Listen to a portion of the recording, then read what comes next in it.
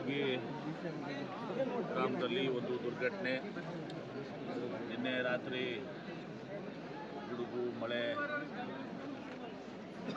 ಪರಿಣಾಮವಾಗಿ ಮನೆಯಿಂದ ಏನು ಬಿದ್ದು ಅದು ವಿಶೇಷವಾಗಿ ಏನಾಗಿದೆ ಅಂದರೆ ಮಣ್ಣಿನ ಒಂದು ಕಟ್ಟಿಗೆ ಮಣ್ಣಿನ ಇರೋದ್ರಿಂದ ಅದು ಬಿದ್ದು ಇವತ್ತು ಒಂದು ಕುಟುಂಬ ತಾಯಿ ತಂದೆ ಇಬ್ಬರು ಮಕ್ಕಳು ಈ ಒಂದು ದುರ್ಘಟನೆಯಲ್ಲಿ ಒಂದು ದಿವಸ ಪ್ರಾಣವನ್ನು ಕಳ್ಕೊಂಡಿದ್ದಾರೆ. ಇನ್ನೊಂದು ಮಗು ತಮ್ಮ ಅಜ್ಜಿ ಮನೆಯಲ್ಲಿತ್ತು. ಆ ಗಂಡು ಮಗು ಇವತ್ತು ಉಳ್ಕೊಂಡಿದೆ. ದುರ್ಘಟನೆ ಆಗಬಾರ್ದಾಗಿತ್ತು. ಭಾಳ ಒಂದು ಅನ್ಯಾಯ ಒಂದು ಸಹ ಕುಟುಂಬಕ್ಕೆ ಆಗಿದೆ. ಇದು ಬೇರೆ ಯಾರಿಗೂ ಕೂಡ ಬೆಳಗಿನ ಜಾವ ತನಕ ಗೊತ್ತೂ ಆಗಿಲ್ಲ. ಬೆಳಗ್ಗೆ ರಾತ್ರಿ ಯಾರಿಗೂ ಕೂಡ ಗೊತ್ತಾಗಿದ್ದರೆ ಒಂದು ಸ್ವಲ್ಪ ಏನಾದರೂ ಮಾಡ್ಬೋದಾಗಿದ್ದೇವೆ. ಆದರೆ ಯಾರಿಗೂ ಗೊತ್ತಾಗಿಲ್ಲ. ಬೆಳಗ್ಗೆ 6 ಗಂಟೆಗೆ ಗೊತ್ತಿದ್ದು ರಾತ್ರಿಗೂ ಆಗಿ ಆ ಮಣ್ಣಿನ ಇದರಲ್ಲಿ ಮುಚ್ಕೊಂಡು ಹೋಗಿ 4 ಜನ ಪ್ರಾಣವನ್ನು ಕಳ್ಕೊಂಡಿದ್ದಾರೆ. ಜೀವ ಅಂತೂ ವಾಪಸ್ ಕೊಡಲಿಕ್ಕಾಗೋದಿಲ್ಲ. ಆದರೆ ಒಂದು ಮಗು ಉಳ್ಕೊಂಡಿದೆ. ಮಗು ಅಜ್ಜಿ, ಜಿಲ್ಲಾಧಿಕಾರಿಗಳು, ನಾವು ಶಾಸಕರು,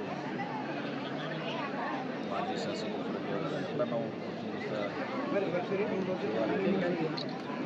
ಜಿಲ್ಲಾಧಿಕಾರಿಗಳು ಸರ್ಕಾರದಿಂದ ಈಗ ನಾವು ಪ್ರತಿಯೊಬ್ಬರಿಗೂ ಕೂಡ 5 ಲಕ್ಷ ರೂಪಾಯಿದಂತೆ 4 ಜನಕ್ಕೆ 20 ಲಕ್ಷ ಹಣ ಕೊಡ್ತಾರೆ. ಆದರೆ ಆ ಮಗು ಒಂದಿದೆ. ಆ ಮಗುವಿನ ಮುಂದಾದ ಶಿಕ್ಷಣ, ಅವನ ಬದುಕು ಇದು ಆಗಬೇಕು ಅಂಥೇಳಿ ಆ 20 ಲಕ್ಷವನ್ನು ಏನಿದೆ ಅದನ್ನು ಜಿಲ್ಲಾಧಿಕಾರಿಗಳಿಗೆ ನಾನು ಶಾಸಕರು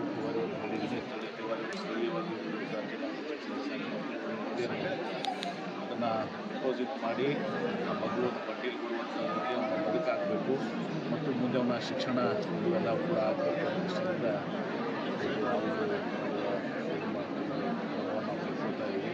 ಈಗ ಇಲ್ಲೇ ಸ್ಥಳೀಯವಾಗಿಯೇ ಪೋಸ್ಟ್ ಮಾರ್ಟಮ್ ಮಾಡಿ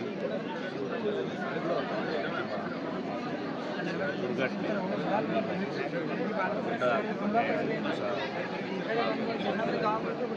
ಪಾಪ ಕಾಯಕದಿಂದ ಬಂದಂಥ ಬಡಿಗೇರ ಸಮುದಾಯ ಉಂಟು ಸರ್. ದೇವರ ಪೂಜೆಯನ್ನು ಕೂಡ ಇವನ್ನೇ ಮಾಡ್ತಾ ಇದ್ದಾರೆ. ಕೆಲವೇ ದಿನಗಳಲ್ಲಿ ಅವನು ಪಾಪ ಶೆಡ್ ಹುಡ್ಕೊಂಡು ಶಿಫ್ಟು ಆಗ್ತಾಯಿದ್ದ. ಬಾಡಿಗೆಯಲ್ಲಿದ್ದವನು ಶಿಫ್ಟು ಆಗೋದು ಬಹುಶಃ ಇವತ್ತೇ ಆಗ್ಬೋದಂತೆ, ಇವತ್ತೇ ಶಿಫ್ಟ್ ಆಗುವಂಥ ಒಂದಿತ್ತು. ಆದರೆ ವಿಧಿ ಇವತ್ತೊಂದು ದಿವಸ ಅವ್ರನ್ನ ಬಂದಿತ್ತು. ಬಹುಶಃ ಅವ್ರು ಶಿಫ್ಟ್ ಆಗಿದರೆ ಇದು ಆಗ್ತಾ ಇರಲಿಲ್ಲ. ಅದು ನೋಡಿ ಹಂಗೆ ಕಾಲ ಇವತ್ತು ಶಿಫ್ಟ್ ಆಗಿದ್ದರೆ ಬಚ್ಚಿಕೊಂಡು ಮಾಡಬೇಕಾಗಿದೆ. ಹೀಗಾಗಿ ಭಾಳ ನೋವಿನ ಸಂಗತಿ, ಭಾಳ ದೊಡ್ಡ ಘಟನೆ. ಅನ್ಯಾಯ ದಿವಸ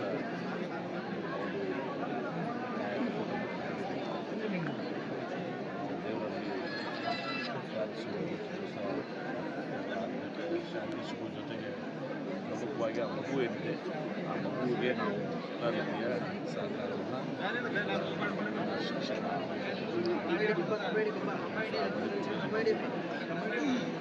ಅದನ್ನು ಇದ್ದರೆ ಪಾಪ ಅದನ್ನು ಕೂಡ ಇವತ್ತು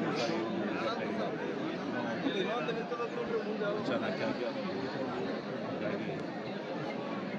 ಆ ಮಗುವಿನ ಏಳಿಗೆಗೆ ಸರ್ಕಾರ ಎಲ್ಲ ಮಾಡ್ತದೆ. ಅವಶ್ಯ ಬಿದ್ದರೆ ನಾನು ಸರ್ಕಾರದ